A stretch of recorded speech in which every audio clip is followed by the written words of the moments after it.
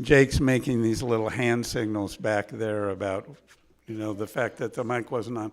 The lyrics are on the screen, so I invite you to sing along with those screenings and the melody you'll hear. And you'll notice as the day unfolds, we're going to sing the same hymn today twice. Love will guide us. One, I think the sentiment is worth repeating multiple times, but also I found two different versions. And this first one I've chosen to invite us into worship together begins with a trumpet fanfare. How could I pass that up, right? So please ride and body or in spirit. Love will guide us.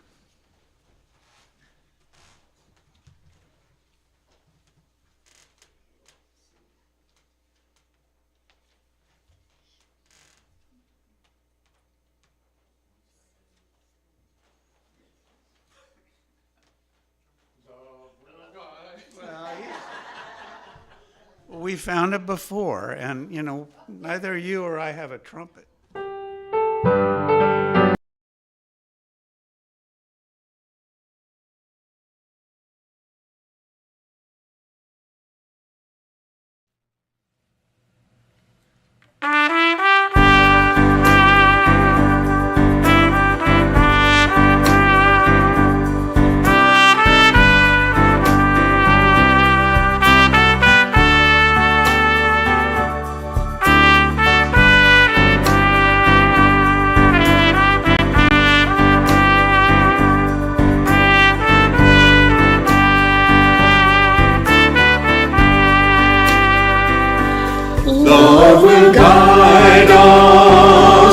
Peace has tried us, hope inside us, will lead the way on the road from greed to giving.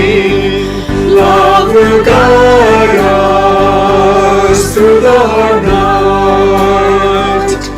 If you cannot sing like angels, if you cannot speak before thousands, you can give from deep within you.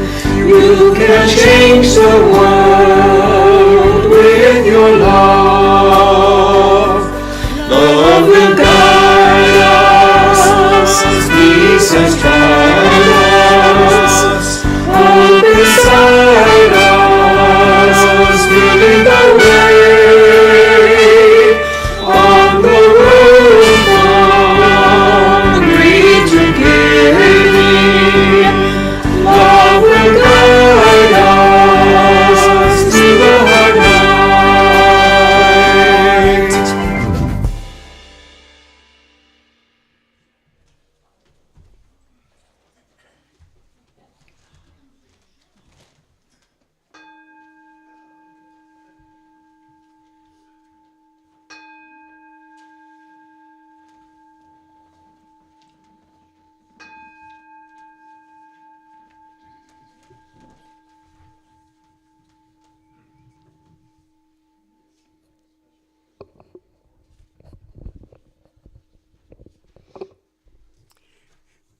We ring that gong 3 times.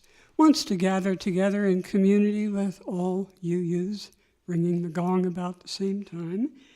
And a second time in memory of those who have come before us and no longer with us. And also for those of you who are here today, and that third one for those who will come. There is another reason why we sometimes ring that gong, and it is also in acknowledgement of this wonderful land that we live upon. The Cow Creek Indians were here way before us. They've nurtured and loved it and shared it with us now, and we hope in the future our communities will continue to live in harmony, just as we do in this congregation. I want to welcome everyone. My name is Laline Fifield, and I am your service leader for today. And you're just so welcome here. We're glad to have you, no matter how you describe yourself or how you identify yourself. You're just welcome here. We hope that we'll get to know any of you who are here for the first time, that you'll stay and let us get to know you. And if you're returning, please also stay and let us get to know you even more. There are a number of announcements in your Sunday services, and please take a look at those. I have a couple of additional ones. I want to emphasize the paint colors that are back on this table. You are being asked to place a dot near it, the color in the square of the color that you like the best, so we can get some kind of consensus on paint colors. The other announcements involve, first of all, our Sunday Services Committee. That's all the folks who work together, putting together our Sunday services. We're trying to get a meeting together this week, and please sign up on that sheet and let's figure out what day we can all meet. The second piece of paper back there, not a sign-up sheet, but it's a notice letting you know that we need some help in Sunday services. And if this is the kind of thing that you might be inclined to or you want to talk about, there's an information sheet back there about what our mission is, what we do, how important that is to us and this community. Names of people who are on our committee, and take one. Think about, is that maybe something you might want to fit into? And feel free to talk to anyone on the committee. Some of us have been here a long time, some of us a short time, but all of us, I'm sure, will tell you how it's being for them. So those are the announcements. The rest are in your order of service. Each week, we also do a collection of food and money for the Fish Food Pantry.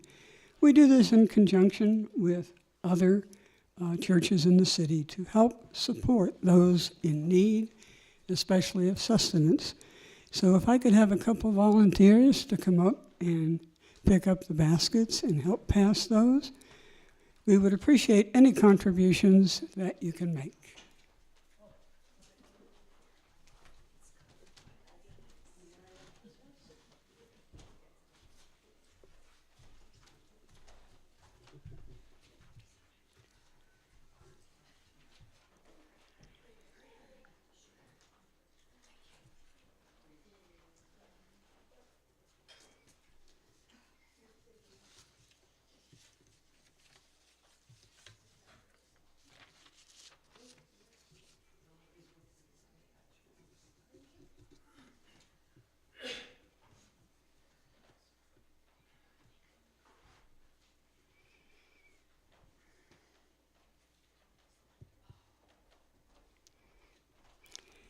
Thank you for your gifts.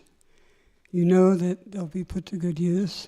And a thank you to our service assistants and leaders and all of the others who work weekly to make our service happen. Our greeters, our staff. Back there on media, we have Jake. On music, Sean. And today, me, and of course, our minister and favorite person, Reverend Dennis Reynolds. So having said that, I want to welcome our live streaming audience to us. This is the time that they join us. And tell you a little bit about Reverend Dennis if you do not know him. He's known to most of us as our contract minister and has been with us for a good number of years. He's a former and current activist in all kinds of things, a preschool teacher, he's been a chaplain, and a UU minister who says he often writes his services with the newspaper in one hand and a religious text in the other. I think we might get a little bit of that now as I invite him up to share our chalice lighting together. You going with that one? I think so. You got the first one. Spirit of life, be present with us this hour. May our restless minds be blessed. Join us today as we gather in a wider search for truth and purpose. In the quest, may we greet one another with open hearts and minds. May we inspire each other to consider new questions and seek deeper meaning. And may we cultivate wisdom and compassion. Let all who enter this sanctuary see a welcome face, hear a kind word, and find comfort in this community. And may all that is done and said here today be in the service of love and justice. May it be so. May it be. You want a letter? You want me to get it? I'll do it. I'll get it. You'll get it? Okay. We're going to fight over who gets to play with fire. Yeah.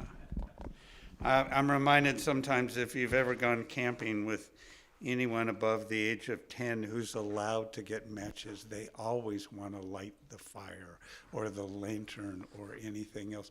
And I got to admit, I find that within me there's a part of that never goes away. My inner child is often close to the surface. I brought a story to share this morning that I used to love. It's titled The Giving Tree by Shel Silverstein. And I've shared it here before. And when I shared it before, I let you know I have some problems with it. I mean, this is the 50th anniversary edition that came out a few years ago, and I ordered it. And then when I read it again, I went, I have some problems with it.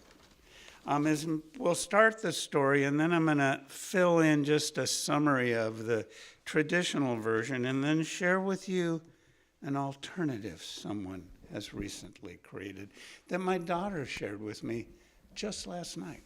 So, The Giving Tree by Shel Silverstein. Once there was a tree.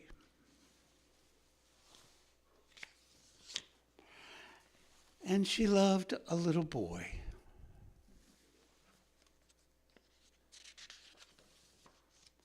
And every day the boy would come.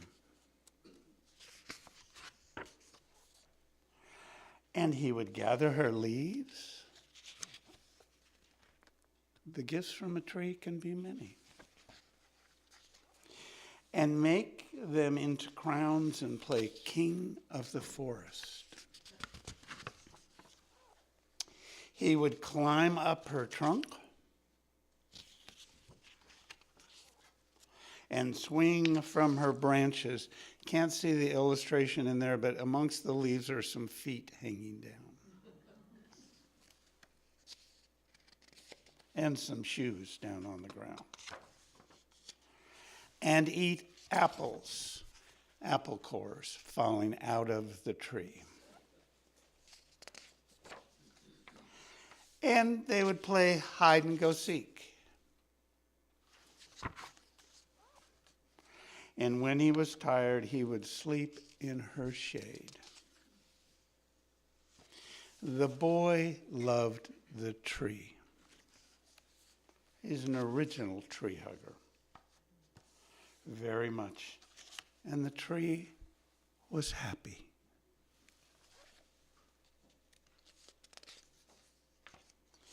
But time went by. They show a taller boy leaning against the tree.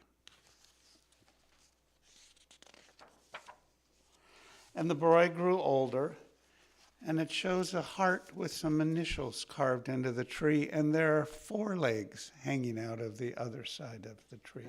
He's not there alone. And the tree was often alone.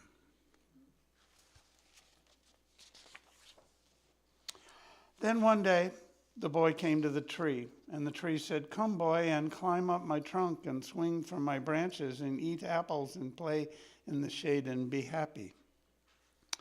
"I'm too busy to climb trees and play," said the boy. "I want to buy things and have fun. I want some money. Can you give me some money?" "I'm sorry," said the tree, "but I have no money." I only have leaves and apples. Take my apples, boy, and sell them in the city. Then you will have money and you will be happy. So the boy climbed up in the tree and gathered her apples and carried them away. And the tree was happy. But the boy stayed away for a long time, and the tree was sad. And then one day the boy came back, and the tree shook with joy. And she said, "Come, boy, climb on my trunk and swing from my branches and be too happy."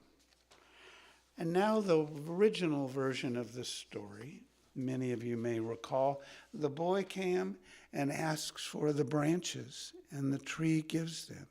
And the boy comes and asks for lumber, and the tree gives of its very own trunk.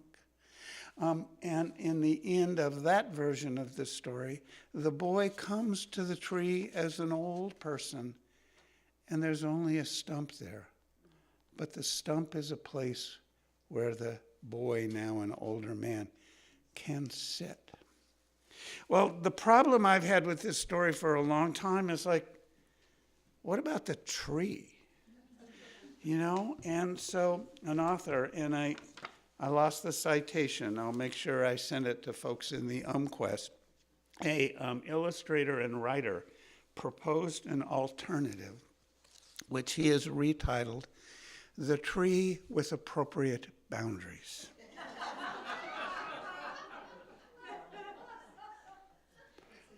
So here's how it goes.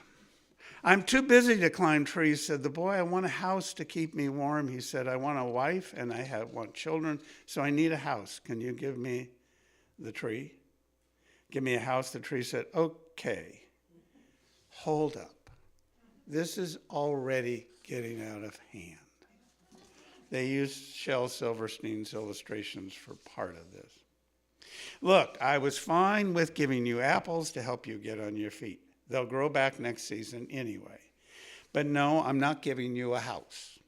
You know, I've seen boys like you put this nonsense with other trees in the forest. First it's the apples, then the branches, then the trunk, and before you know it, this beautiful tree is just a sad little stump. Well, look here, boy. I love you like family, but I'm not going down like that."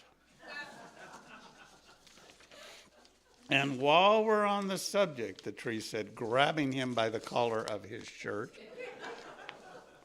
"I recognize friendships evolve over time, and we may not see each other as often because you don't have time for your tree friends, but we used to be real tight. Now it feels like I only see you when you need something. How do you think that makes me feel?" The boy took a long breath. He felt a sour rumble in his stomach because he realized he hadn't considered his friend's feelings. "I bet it makes you feel bad," says the boy. "Yes, boy, bad. I can't even remember the last time you asked me how I'm doing." "How are you, tree?" asked the boy. All the gossip. So the tree told the boy all the gossip from the forest and introduced him to the family of red squirrels who had moved into her trunk. While she was glad for the company the squirrels provided, she was concerned about the long-term health effects of hosting a burrow. So that's how the tree's doing when he took the time to ask. So the boy called the local arborist, who explained that squirrels don't eat wood. They only build nests in pre-existing holes. So the tree was in no danger. The tree was so relieved, and so was the boy. He loved his friend and was concerned about her long-term health because she had taught him the importance of empathy. And so it continued, the tree and the boy looking out for each other, both of them content in the knowledge that someone had their back. The boy attended culinary school. The tree took courses online and got her certification in small business management. They did their homework together nearly every day. The boy became a pastry chef. Together they opened a bakery selling the best apple pies anyone had ever tasted. It turned a profit in the first 18 months, which is most uncommon. Eventually, The boy had a son of his own. We've got the boy in his chef hat with little kids standing next to him. And much later, the son of the boy had his own family too. Because of their friendship, the boy was successful and fulfilled, and the tree grew wider and stronger, standing tall and beautiful in the forest for many, many years, plus a few more years even than that. And as each generation played in her strong old branches, the tree often thought back to the fateful day when the boy had asked her for a house. In truth, she would have gladly given him her branches to build one. She would have given him her trunk to build a boat. She loved him that much. I like that version quite a bit. And like I said, I'll share information about the creative author who expanded on Shel Silverstein's kind of 20th century notions of what giving might be to a 21st century version of what appropriate boundaries and giving and mutual appreciation might mean. Now we invite you now to sing out our kids to some program. Are we staying upstairs? If we have, do I have a volunteer? If we don't, we'll sit over at the table and work on something quietly. We can still sing Go Now in Peace if it's up. Yeah, we'll see if they like hanging out with us. Do you want to try hanging out, guys, or are you going down? You want to go down?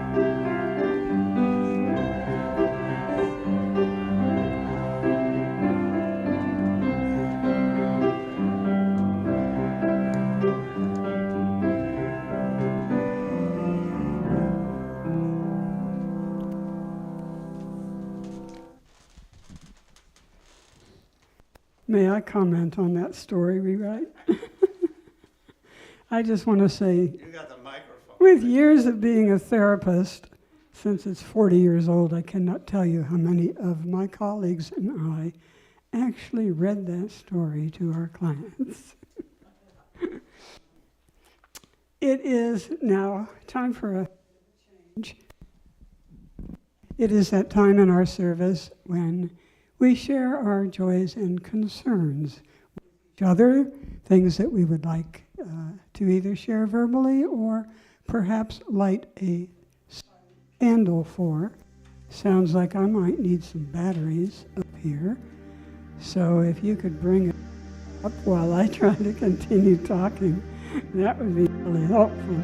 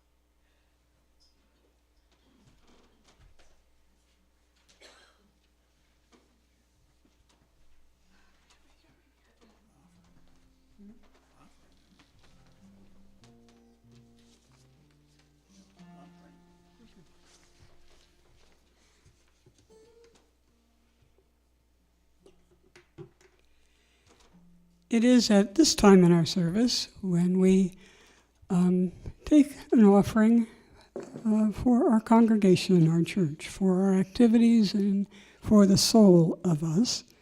We do this in the spirit of action and giving, as we do all things. Baskets will be coming around, and I'm not particularly clear on whether we have a policy yet. I've been on vacation for handling credit cards, but I know it is possible to do credit card donations for both your weekly contributions and your pledging. Do we have a policy in place for that in church today? We will have a policy for that coming soon. And for today, though, we'll be passing baskets, if I can get a couple people to help. And a couple of baskets. You may have noticed in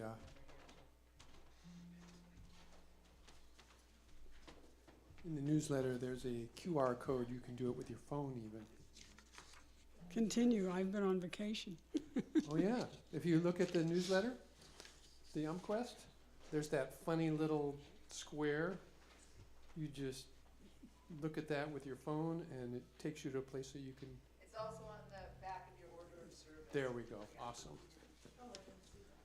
Miracles of modern technology. Welcome to the 21st century. Really? All kinds of good things happen when you come back from vacation.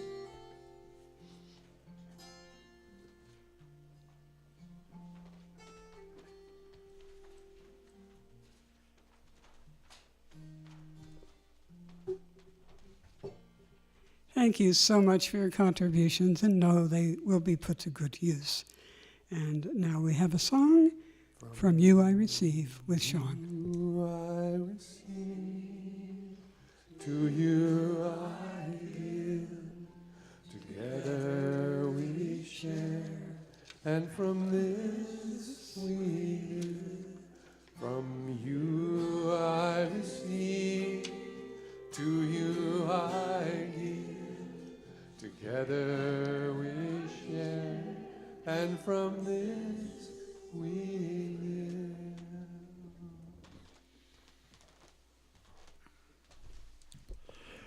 As many of you are aware, we're a multi-faith tradition that draws from multiple sources. This morning's reading is from the Christian Gospel of Luke. A lawyer stood up to test Jesus. "Teacher," he said, "what must I do to inherit eternal life?" Jesus said to him, "What is written in the law? What do you read there?" That lawyer answered, "You shall love the Lord your God with all your heart and with all your soul and with all your strength and with all your mind, and your neighbor as yourself." And the Rabbi Jesus said to him, "You have given the right answer. Do this and you will live." But wanting to justify himself, the lawyer asked Jesus, "And who is my neighbor?" Jesus replied, "A man was going down from Jerusalem to Jericho and fell into the hands of robbers, who stripped him, beat him, and went away, leaving him half dead. Now by chance, a priest was going down that road, and when he saw him, he passed by on the other side. So likewise did a Levite, when he came to the place and saw him, passed by on the other side. But a Samaritan, while traveling, came near him, and when he saw him, he moved with pity. He went to him and bandaged him and his wounds, having poured oil and wine on them, and then he put on his own animal, and then he put on his own animal, I don't know what that is, and brought him to an inn and took care of him. The next day he took out 2 denarii, gave them to the innkeeper, and said, "Take care of him, and when I come back, I will repay you whatever more you spend." When he had finished the story, Jesus asked the lawyer, "Which one of these three do you think was a neighbor to the man who fell into the hands of the robber?" The lawyer replied, "The one who showed him mercy." The Rabbi Jesus said to him, "Go and do likewise." Thank you.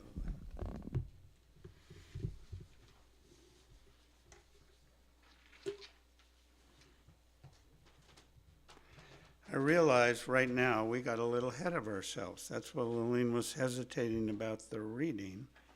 We're going to take a little bit of quiet time in meditation to just sit with those words before I explore them more fully, and then Sean will gift us with a song. So I invite you to just take a deep breath in and breathe out. Sit in a way that's comfortable for you and to allow the breath to move in and out, however that's comfortable for you.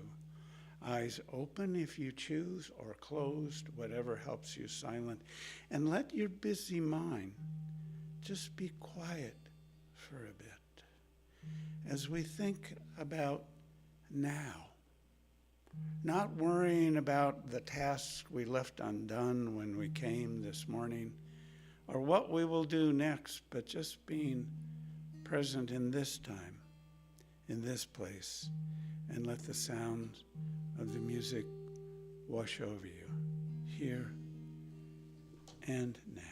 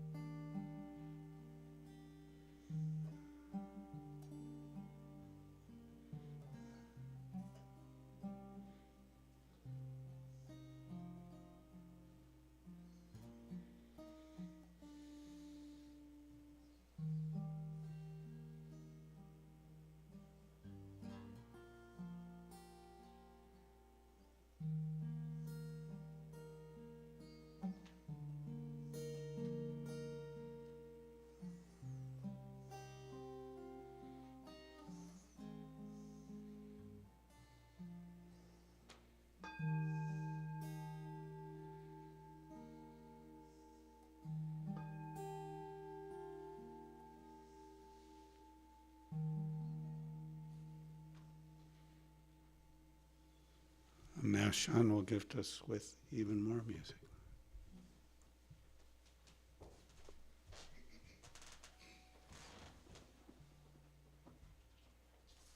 Jake, do we have a slideshow for this one?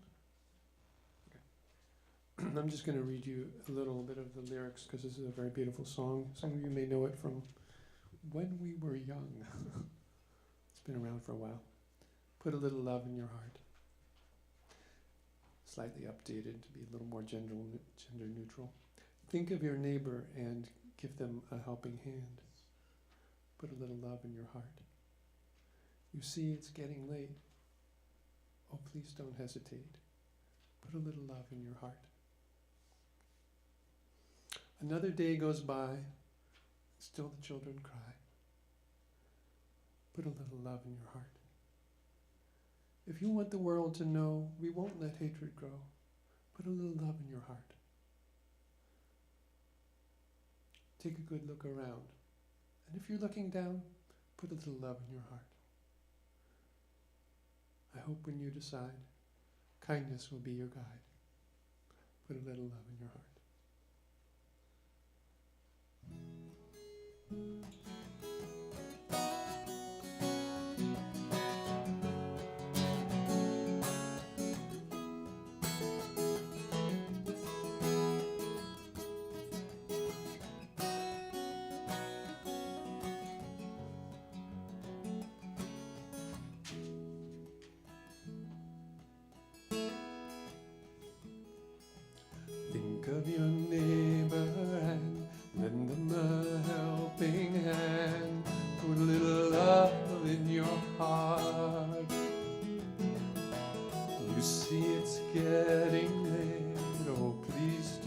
hesitate. Put a little love in your heart, and the world will be a better place, and the world will be a better place for you and me. Just wait and see.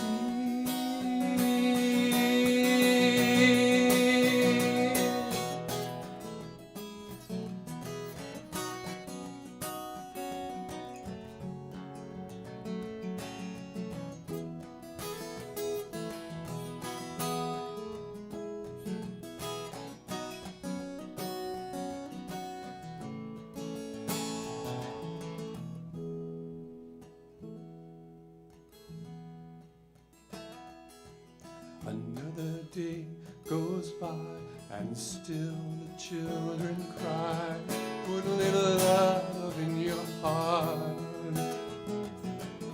If you want the world to know, we won't let hatred grow. Put a little love in your heart, and the world will be a better place, and the world will be a better place for you and me. Just wait and see.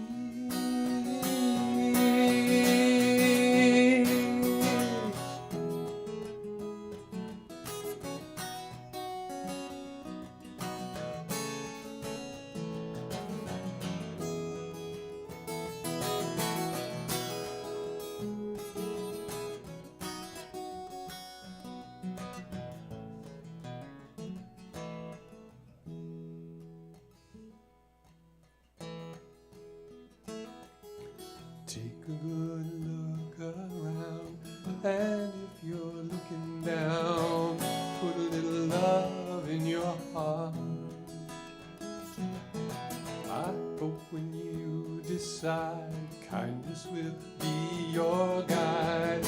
Put a little love in your heart, and the world will be a better place, and the world will be a better place for you and me. Just wait and see. Yeah, put a little love in your heart. Sing it out. Put a little love in your heart. Love in your heart in harmony. Put a little love in your heart. Put a little love in your heart. Put a little love in your heart. Put a little love in your heart. Put a little love in your heart.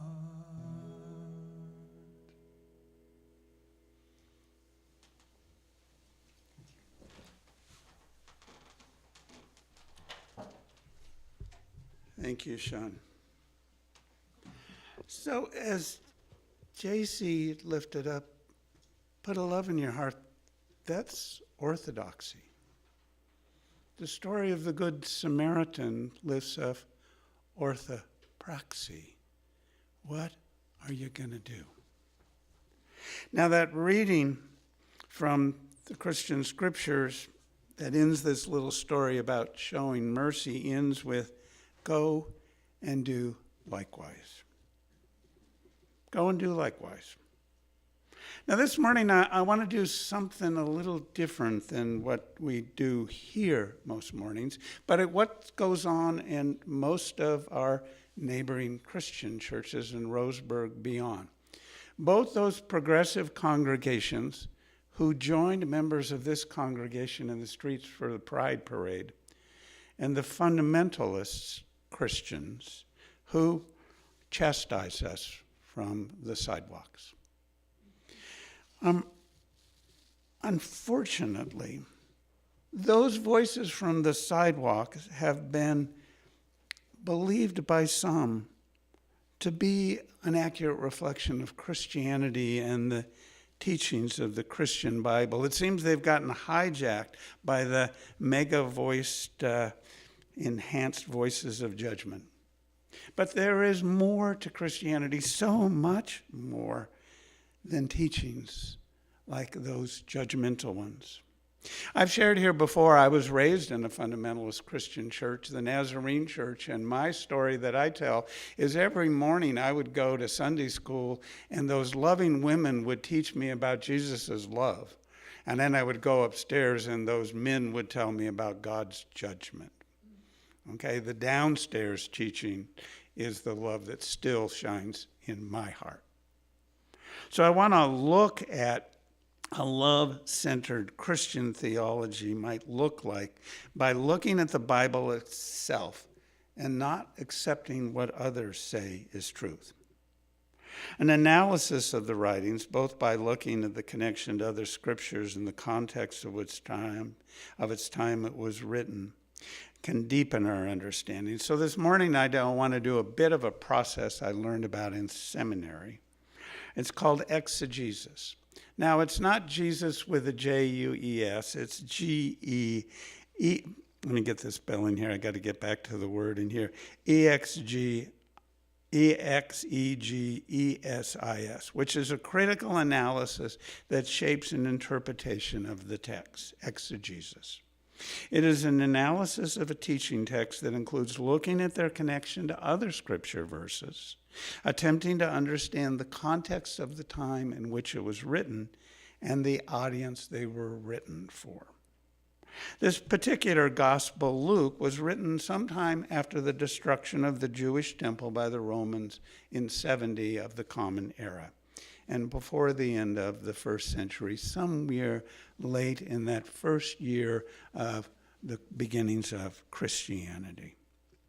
Though it's unclear who actually wrote the words attributed to the Apostle Luke, since it was written 35 years after what would have been the crucifixion, he would have been kind of an old dude, but we don't know who actually wrote it. It's clearly written by someone educated in the Greek language and literary style. Analysis shows that in addition to telling stories about Jesus and his ministry, numerous authors advise that the text is fundamentally concerned with addressing social and theological issues within the very young Christian church of that time.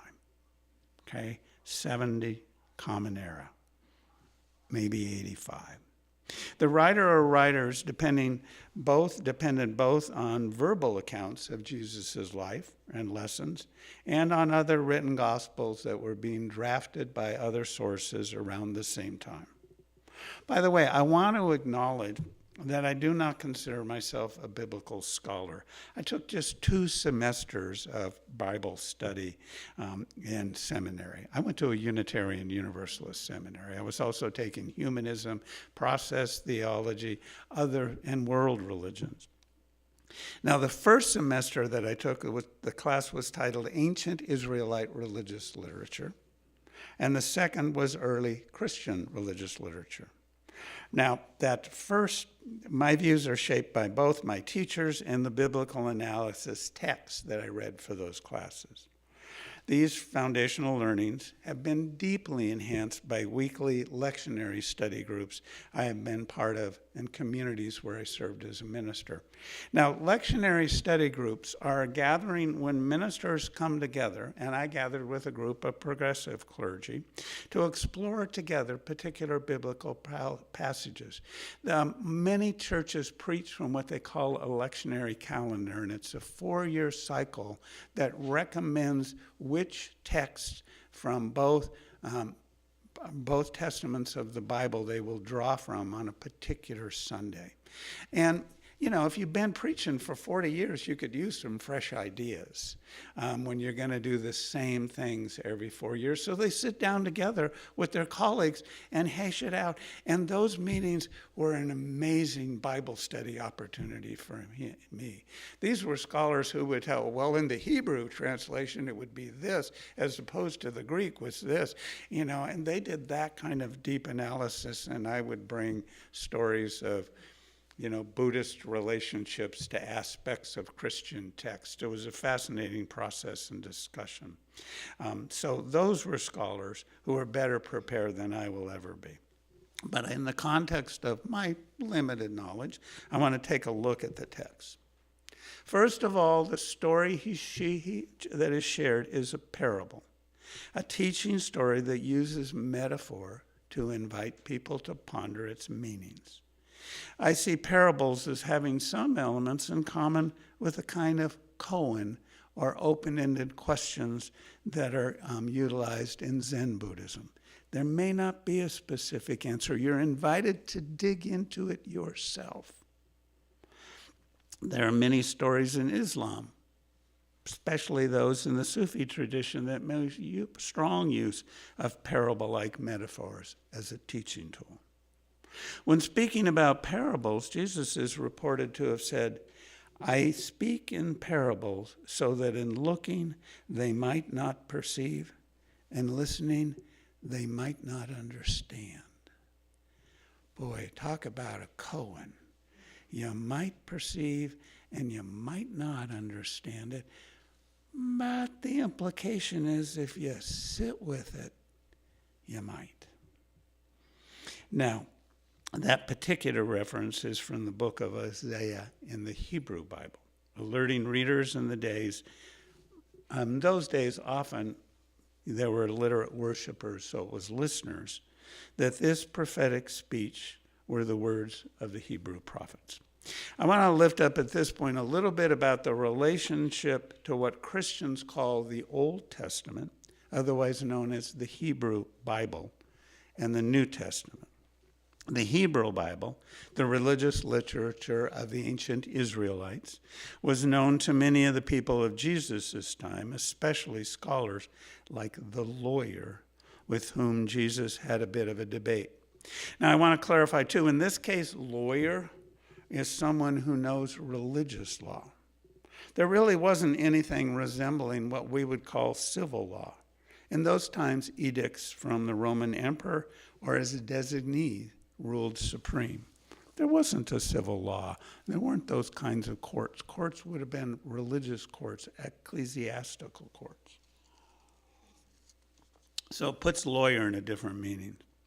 And the lawyer's answers are paraphrased from the Hebrew Bible that he knew well, specifically Deuteronomy 6:5.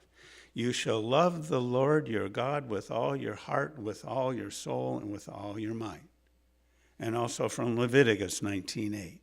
You shall not take vengeance or bear a grudge against any of your people, but you shall love your neighbor as yourself.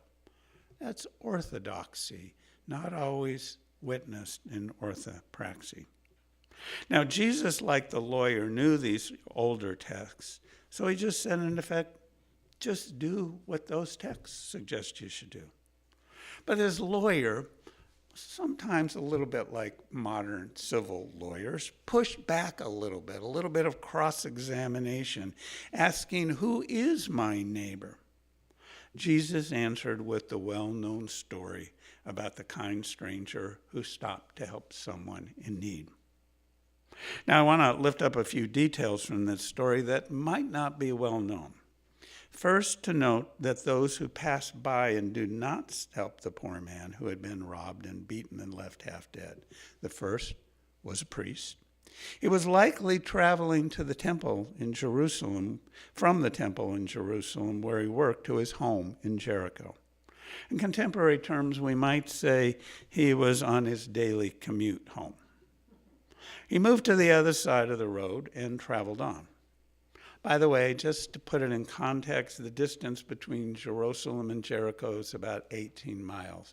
It would be a little bit of a ride on a camel or a burro or a good long walk, even if you're going downhill, which it would be when you were heading to Jericho. The next to come, we were told, was a Levite, a descendant of the tribe of Levi. Those folks were the temple functionaries, temple staff, if you will. This person also passed by on the other side of the road. Now, I want to acknowledge that the decisions they made to pass by and to not intervene may not have been simple indifference. Rather, if they had contact with a corpse, which the unconscious victim might have appeared to be, it would have been a violation of Jewish law. It would be considered unclean. So they had some aversion to the possible dead person. In addition, stopping on the road in those days between Jerusalem and Jericho had been dangerous. Remember, there were robbers at large. Then came the Good Samaritan, the star of the story. In our times, to be called Good Samaritan is an exemplary thing to be recognized. Helping people is a good thing, to be a good Samaritan. We even have laws on the books to protect would-be Good Samaritans from legal jeopardy when their attempts to help might not go as planned. We also lift up Good Samaritan as a label for places of caring. There are Good Samaritan hospitals. In Eugene, there's a Good Samaritan care center that's a rehab facilities. It felt good. It was a good thing to be a Samaritan in our times. Well, in Jesus' time, that was not the case. A Samaritan was an outsider. They were them. They were those people. The Samaritans were northerners who were not seen as Jews or Gentiles. Jewish-Samaritan relationships were often hostile. Yet it is the outsider who the Rabbi Jesus chose to lift up in this story as the one who cared enough to risk stopping after other people had passed on by. The outsider took pity on the wounded man and stopped to assess his needs and to offer first aid. This kind stranger then transported him up the road to an inn where he cared for him. The next morning, before he continued his journey, he gave the innkeeper 2 denarii to cover the costs of expenses and pledged more if needed. Now, a denarii in those times was equal to a day's wages. Okay? He left an amount equivalent to 2 days' wages for a laborer. So if we use just $20 an hour as pay, 2 denarii would be about $360 for 2 full days, right? 16 hours of work, right? Not an insignificant sum to spend on someone you have never met before. So Jesus next asked the lawyer, who is a neighbor to the robbery victim? In so doing, he changes the focus from the one who receives kindness to the one who gives kindness to another. The one who showed him mercy. The one who actually worked through orthopraxy and did good. Go and do. Go and do likewise, Jesus advises. Go and do. Be kind, be generous, show mercy. Show mercy. It's good advice, exemplary advice, yet not always easy to do, and not something all feel are called to do, and certainly not all of the time. Last month, I lifted up a list of deep questions. Some of them were, what is it mine to do? What are we called to do? I'd like to add some. How are we called to treat others? And how does that actually play out in what I do? To help us answer these questions, we might look for examples we have witnessed of individuals being Good Samaritans. I'm sure you've witnessed some incredibly selfless caring, and you no doubt have been kind, generous, and merciful. You have been a good neighbor. But good neighbor is not just about helping the person on the side of the road. We regularly encounter such needy neighbors, but we cannot stop and help every homeless person we see who's on the side of the road with need. Sometimes we pass them by, yet we can show mercy and love towards all. Sometimes it's simply not passing to the other side, to take a moment to catch their eye, to acknowledge their humanity, their inherent worth and dignity. Jonathan Greenberg, from the Institute of Nonviolence and Social Justice at the University of San Francisco, as part of an online conversation about being a good neighbor, suggested the core message embedded within the parable of the Good Samaritan is much broader than just a Christian teaching. He notes we're told to heed God's call to action, whatever our feelings might be. Do this, Jesus said. He doesn't say, feel this way. Feel bad about it. He says over and over, also the Torah reminds us of the multi-generational trauma of our bondage in a strange land, so we treat with care the stranger, the refugee, the undocumented, the discarded and abandoned in our world today. Generosity and care are demanded of us no matter what. But what might such generosity look like? The Reverend Dr. Martin Luther King brings another element to the continuing exploration of the Good Samaritan story. He ties in the reality of privilege, or as King called it in a 1956 sermon, an element of hard-heartedness.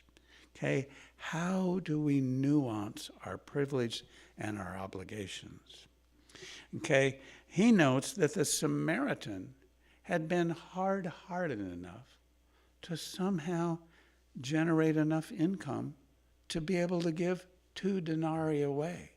If he had given money away every day and hadn't been a successful trader, which was most likely the situation, he wouldn't have been able to offer the financial help that he was able to offer. So sometimes we got to build up resources to be able to give. King also emphasized that simply addressing the immediate needs of any one individual is incomplete. The Reverend Dr. King said, it is also necessary to work to change the conditions of the road to Jericho, which made robbery possible. Philanthropy is marvelous, he continues, but it must not cause the philanthropist to overlook the need for working to remove many conditions of economic injustice which make philanthropy necessary. King notes the limitations of approach of simply fixing the immediate problem rather than addressing systemic issues that make problems persistent. In the case of the story, it's the band of robbers who make travel on the road from Jerusalem to Jericho hazardous. In our own time, there are a broad range of systemic barriers that make life dangerous for some and result in some becoming homeless and unhoused. So rather than just focusing on an individual, we need to seek to address the issues of housing shortages, poverty, addiction that are part of the root causes of homelessness. We're thus faced with the question of not only who is our neighbor, but what might we do that's truly most beneficial. As noted in the parable, the neighbor is us, for we're the ones called to show mercy, however that might best manifest. I'm reminded of the story of 2 individuals who were walking along the side of the river, and they looked down to the river, and there were babies floating down the river. And one of the 2 individuals rushed down into the river, way down into the water, and started picking up babies and getting them to the shore. And meanwhile, their friend took up the trail. And the one who was now wet and waterlogged shouted out, "Where are you going? I need you to help me get these babies out of the river." And they answered back, "I'm going upstream to get the person to stop throwing babies in the river." Okay, sometimes we need to look at the root cause of the problem, and that way we can be the best, most merciful neighbor. We're called to both save the babies in the river and to do what we can to stop folks from throwing babies into the river, and to not support systems that view any person as disposable. Greenberg also acknowledges the limits of what any one of us can do. He asks, is it rude to ask God or Jesus or each other, how much generosity and how much care? I don't think it's a rude question. I think it's a question we need to ask. And Greenberg offers an at least partial answer and is open to that open-ended question, noting that I admire Paul Farmer, who spent his adult life caring for people in some of the most impoverished communities in the world, especially in Haiti and Rwanda. The organization he founded, Partners in Health, has provided life-saving care for hundreds of thousands of people without access to medical services. One of Farmer's mentors was the Peruvian Catholic liberation theologian, Father Gustavo Gutierrez, who wrote, "If I define my neighbor as the one I must go out to look for on the highways and byways, in the factories and in the slums, and on the farms and in the mines," Gerdes wrote, "then my worldview changes." Yet the commandment to love one's neighbor calls us to help the person we happen to encounter on the side of the road. It does call us to do that. But for Gutierrez and Farmer, and I would add to Reverend Dr. King, it's much more than that.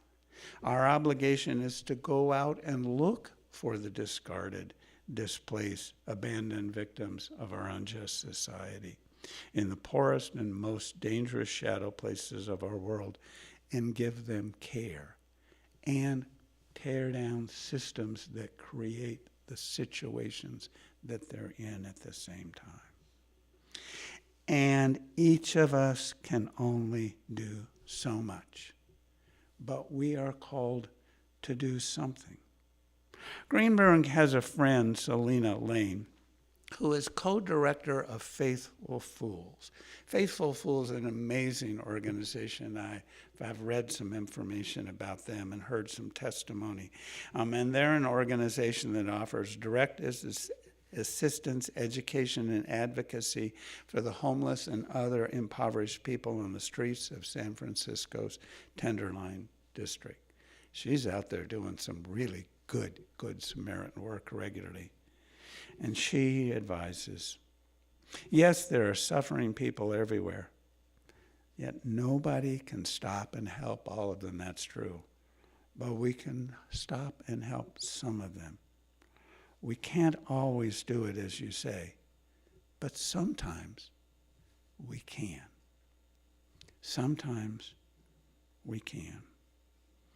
And he reports that his friend spoke those words kindly, without judgment, reflecting her own practice in the Tenderloin where she works and lives, and giving me her open hand. May we all be good neighbors and offer an open hand of compassion and love to all. May it be so. May we make it so.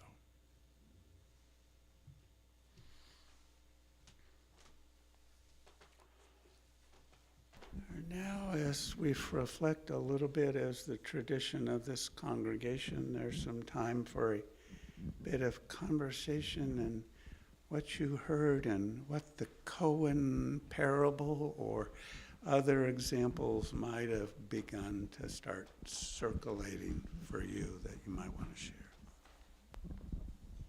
When you mentioned the Catholic workers in this, I think about Mother Teresa, who went out and found the ill. Right. And I think about the movement called the Catholic Workers, Right. who Dorothea Day in open this houses Yeah. where they are neighbors. They feed, they have, but they don't convert. They're not out to to save anybody. They're just being good neighbors. And that inspires me terrifically. Well, and Goethe's is as well as one of the key writers in South American and Latin American tradition of liberation theology, who says as leaders in the church, they were called to do justice work. Not merely, feed the person in front of them, but to address issues that were within systems. Probably the most well-known, because it got international publication, was Archbishop Oscar Romero, who was killed for his advocacy in his work. But they felt called by God to liberation.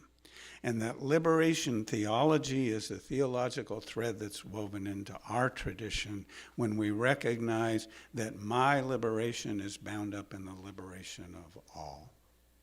And we'll talk some more about that. I'm looking at next month about our revised bylaws of the Unitarian Universalist Association that call us more clearly to a love-centered orthodoxy that we begin to determine each of us, how does that become our orthopraxy?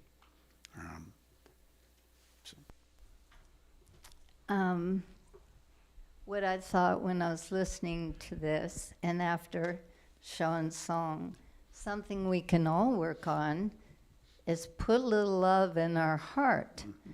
And I personally think I can practice that or have that by taking note of what kind of energy I'm putting out in the world. So for example, when I drive down Old Melrose and I see a little deer at the side of the road or something, I go, oh my gosh, there's a poor little deer, So I need that same compassion when I walk through Roseburg and see someone on the sidewalk. Maybe I can't at that time help them, but I can have that same empathy and that same compassion. Right, and that's the expansion, that my own Buddhist practice helps me do, a sense of may all beings be peaceful and at their ease. Those my orthodoxy, and I attempt to do that with my orthopraxy, is beyond our species. It's recognizing our place. Our relationship to apple trees, right, is part of our orthopraxy. I found I had a situation. No, start right. I was asked on a day this last week by a woman who obviously had nothing, if I had some money she could use to get some food. And she was carrying a puppy, a puppy on her. And I said, certainly, and I gave her a couple of dollars. At the same time thinking, how much can you get for a couple of dollars? But the thing that I'm reporting to myself and to you all is I didn't think about it. I just did it, and I didn't talk to myself about whether that was helpful for a woman, bullshit. And she told me she'd found the puppy in a throwaway bin. Now, I have no idea whether that was the truth, but what I'm saying is somehow I have found in these later years of my life that I just go from heart without any kind of deserving, any kind of thing about, is it deserved? Is it worthwhile? Whatever. No, the point is, I did give her that money from my heart. Mm-hmm. And that is the only thing that makes a difference.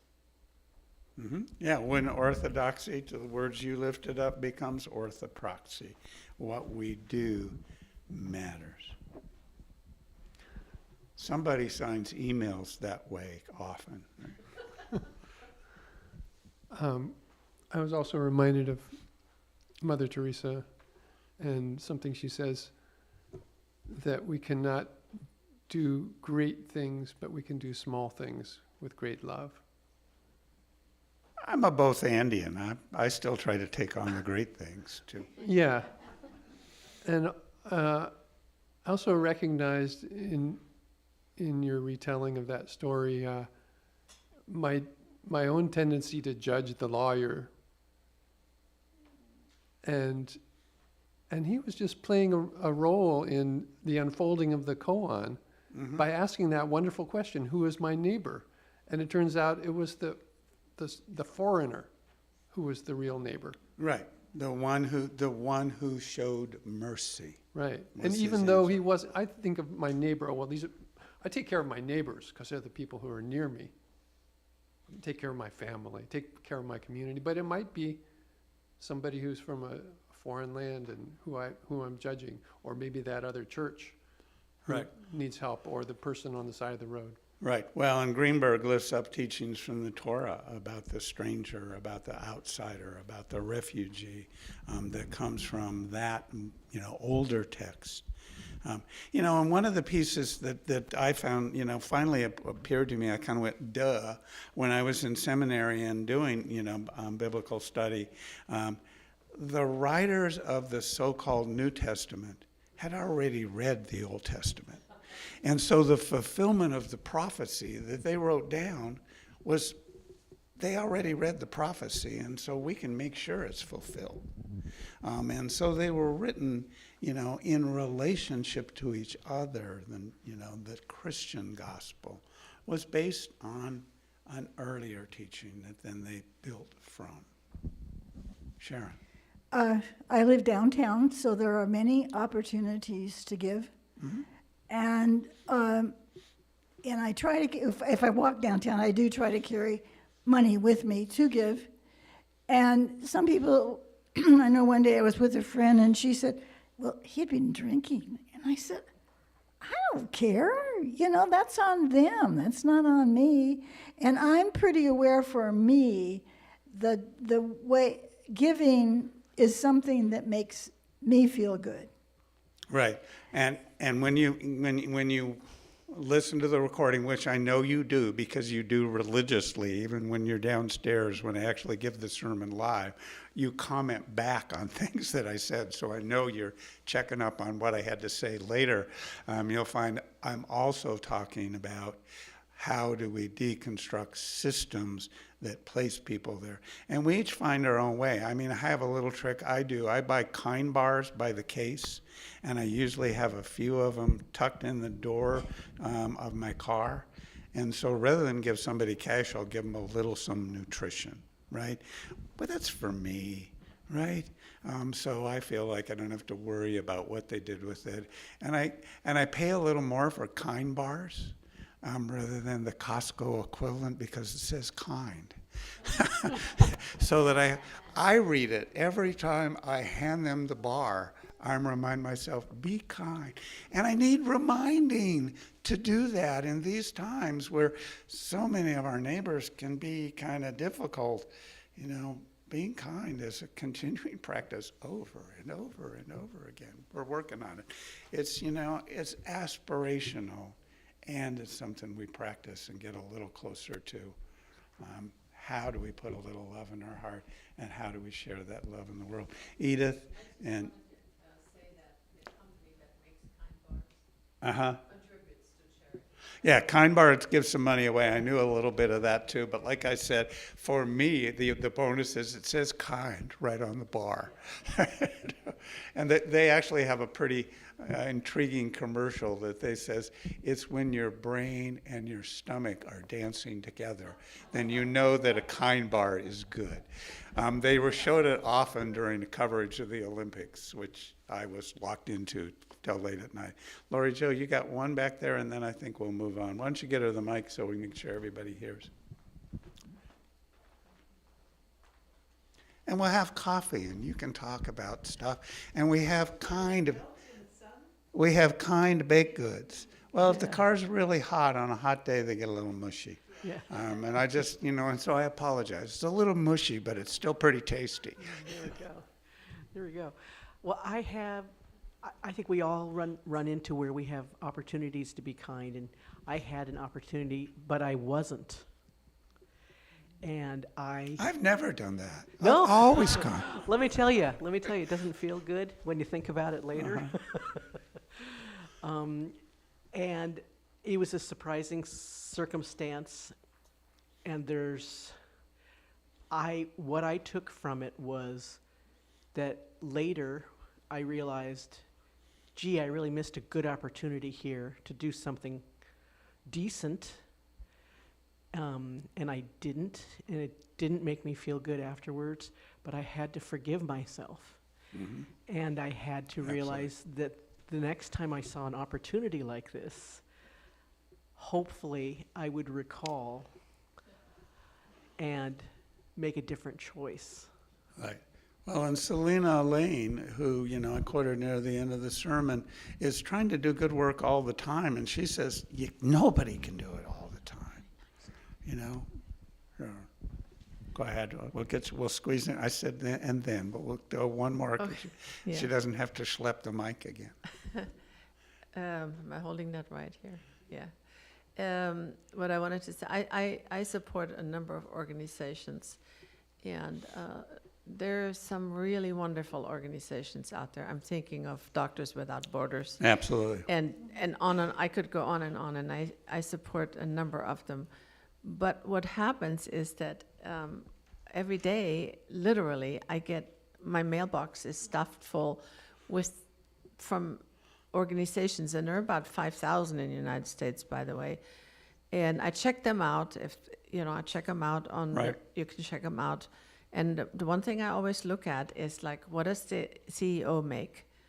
And the CEO of Greenpeace makes 100,000. I can live with that because the person has to travel and okay. And then I see some of them, I won't name them. That's outrageous. And I think, why don't you give some of your money? Because I don't have that kind of money. And I also feel sometimes overwhelmed and have to realize I can't help everyone. There are limits. And it's difficult then to choose who's, Right, and and that's part of the limitation that Dr. King references when he talks about the limitations of philanthropy. That it has its limitations. We only can give so much. I'll try to remember when we come around to pledge canvas season again next year to lift up again the idea of what I call the modern tithe. We try to at my house give away 10% of our income. To everything from Partners in Health to Doctors Without Borders to Habitat. And those are some of the ones on my list. Sierra Club, 350, but 10% is our goal. Again, that's aspirational. So, just, have mercy. That's kind of the key piece I see of the teaching. And the words of the hymn, which we're going to sing again, a little different version of it, Love Will Guide Us. This particular one is an accompanist and the amazing vocalist and music director, Glenn Thomas Rideout. I've had the opportunity to sing with Dr. Rideout in a regional assembly a number of years ago, and I wanted you guys to get to sing with this guy too. It's got a little different feel, but the accompanist will help you get into the rhythm that's a little different in the version we sang before. So please rise in body and spirit. Love will guide us. And remain standing for...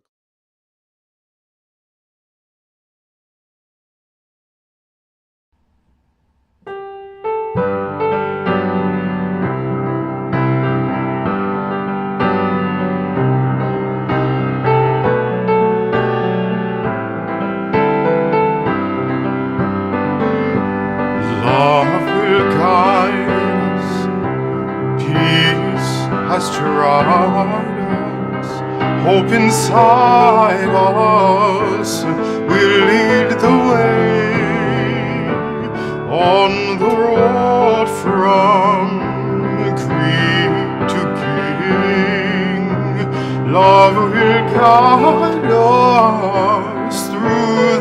at night.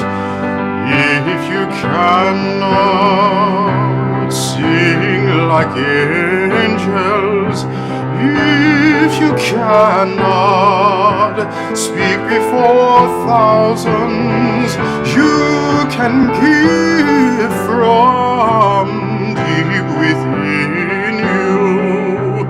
You can change the world with your love. Love will guide us. Peace has tried us. Hope inside us will lead the way on the road from greed to giving. Love will guide us through the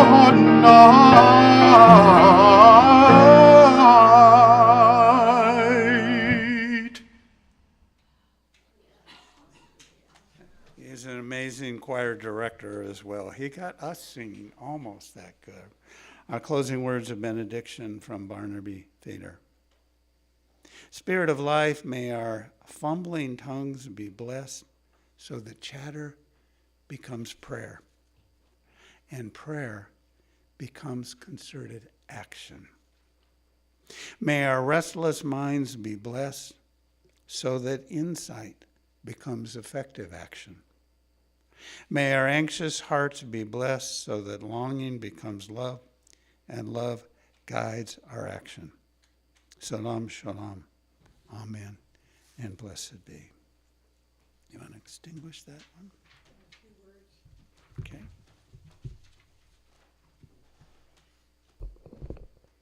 We extinguish the chalice with the following words.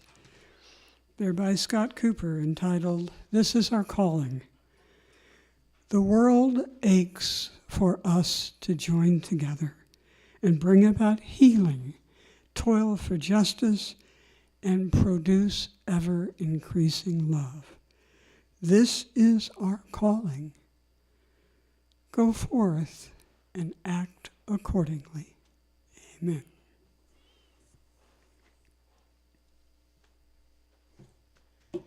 As is our tradition now, we gather together, if you're comfortable, touching, forming a circle, taking hands, and taking our message out to the world with Go Lift It Up. Thank